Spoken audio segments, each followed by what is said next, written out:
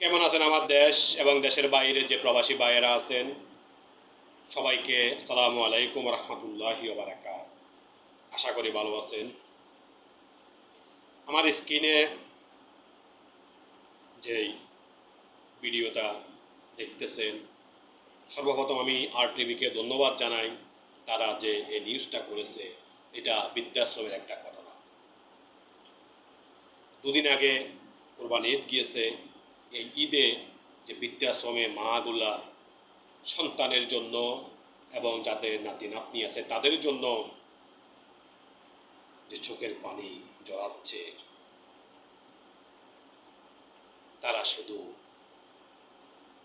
চোখের পানি জড়াচ্ছে না, তাদের হৃদয় ভেঙে খান খান হয়ে গেছে। কার জন্য করলাম? কাকে এত কষ্ট করে মানুষ করেছি, উচ্চ শিক্ষায় শিক্ষিত করেছি, কার জন্য? আর সেই সন্তান আমাদেরকে বৃদ্ধাশ্রমে রেখে চলে গিয়েছে। একটা ঈদ গিয়েছে, একটু গোস্ত বা একটা রুটি নিয়ে দেখতে আসে নাই। সেই হতভাগা কুলাঙ্গার যারা দাবি করে আমরা শিক্ষিত, আমরা হাই সোসাইটিতে বসবাস করি, আমার স্যালারি লক্ষ টাকার উপরে, আমি গুলশান বনানীতে থাকি,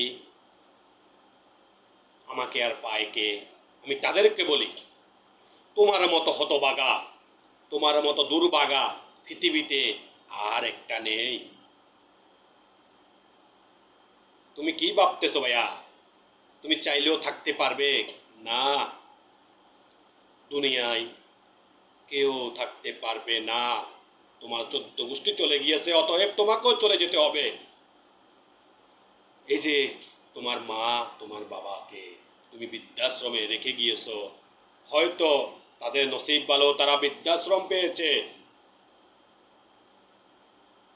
অনেক বড় মনের মানুষ আছে, তারা বৃদ্ধাশ্রমে মায়েদেরকে বাবাদেরকে খানা দিতেছে, চিকিৎসা দিতেছে। তারা হয়তো দুনিয়া থেকে চলে গেলে হয়তো তাদের দাফন কাফনের ব্যবস্থা করবে। হয়তো এমন একদিন আসবে, তোমার সন্তান তোমাকে ঘর থেকে বের করে দেবে, তখন হয়তো তুমি বৃদ্ধাশ্রমে জায়গা পাবে না। রাস্তার ধারে যে কুকুরগুলো আছে না, তাদের মতো তোমার হয়তো জীবন। তুমি দুনিয়াতে যেটা করবে, তার ফল তোমাকে দুনিয়াতেই ভোগ করতে হবে।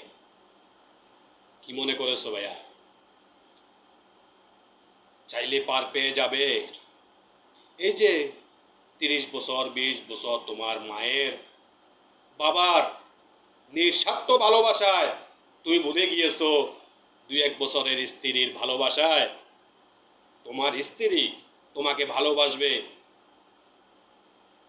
যতক্ষণ তুমি তার চাহিদা পূরণ করতে পারবে। তোমার স্ত্রীর ভালোবাসায় স্বার্থ আছে, তোমার শ্বশুর শাশুড়ির, তোমার প্রতিবেশী, তোমার বন্ধু বান্ধব সবার ভালোবাসায় স্বার্থ আছে। একমাত্র দুনিয়াতে মা এবং বাবার ভালোবাসায় কোনো স্বার্থ নেই। কি মনে করেছো? তুমি শিক্ষিত মনে করতেছো তোমাকে? তুমি তো শিক্ষিত না, তুমি কুশিক্ষিত, তুমি জানোয়ার, তুমি মানুষ না। তুমি কি এটা জানো? হনুমান দেখেছো, বানর দেখেছো? তাদের গঠন কিন্তু দেখতে মোটামুটি মানুষের মতোই, কিন্তু তারা মানুষ না, তারা পশু জানোয়ার। তুমিও সেই সেই কাতারে চলে গিয়েছো। তোমার এত বড় ফ্ল্যাটে, এত বড় বাড়িতে তোমার এই বৃদ্ধ মা বাবার জায়গা হলো না। আফসোস। তুমি কিভাবে মানুষের সাথে চলাফেরা করো? কিভাবে তুমি আরেকজনকে জ্ঞান দাও? তুমি নিজেই তো জ্ঞান পাবে, তোমার নিজের তো জ্ঞান নাই। কি মনে করছো? কথায় আছে, আগের আল যেভাবে যায় ফিসের আল সেভাবেই যায়। তুমি তোমার মা বাবাকে রেখে এসেছো, তোমার ছেলে মেয়ে তোমাকেই রেখে আসবে, এটাই বাস্তব। লিখে রাখো।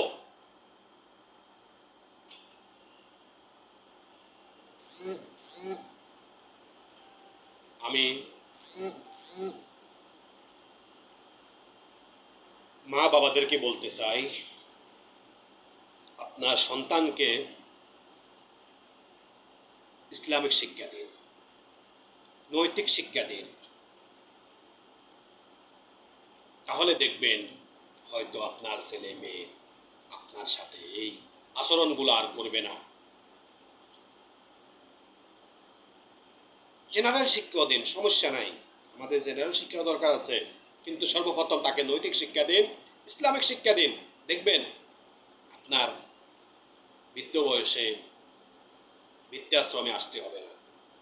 আমি এখন পর্যন্ত একটাও দেখলাম না যে কোনো আলেম ওলামা বা কোনো রিক্সা চালক বা কোনো দিন মজুরের মা বাবা বৃদ্ধাশ্রমে যেতে আমি দেখি নাই।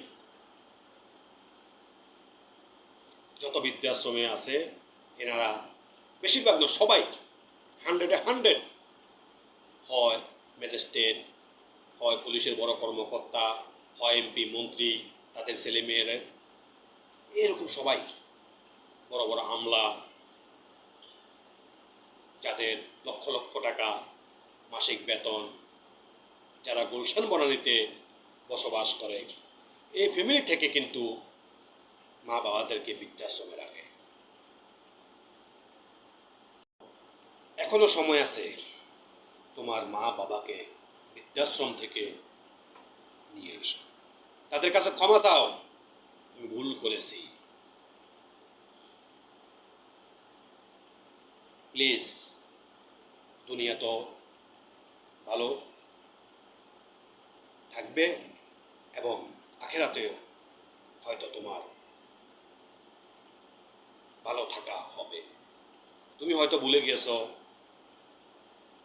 যদি কোনো সন্তান তার মা বাবাকে কষ্ট দিয়ে থাকে, তাকে আমাদের প্রিয় নবীজি তার ব্যাপারে কোনো সুপারিশ করবে না। নবীজির সুপারিশ ছাড়া তুমি জান্নাতে যেতে পারবে না, দুনিয়ায় তুমি চাইলেও থাকতে পারবে না ভাই। কত বছর? 100 বছর, 80 বছর, তারপরে তোমাকে চলে যেতে হবে। দুনিয়ায় কারো জন্য না, থেমে থাকবে না, চলে যাবে। অতএব তোমার মা বাবাকে বৃদ্ধাশ্রম থেকে নিয়ে আসো, এটাই হলো আমার পরামর্শ তোমার জন্য। সবাইকে ধন্যবাদ। ভিডিওটা ভালো লাগলে শেয়ার করে দেবেন। আমার কথায় যদি কারো মনে আঘাত লাগে ক্ষমার দৃষ্টিতে দেখবেন। তবে যারা মা বাবাকে বৃদ্ধাশ্রমে রেখেছে তাদের মনে আঘাত লাগুক আর কষ্ট লাগুক, তাদের কাছে আমি ক্ষমা চাচ্ছি না, তারা তো মানুষ না। সবাইকে ধন্যবাদ।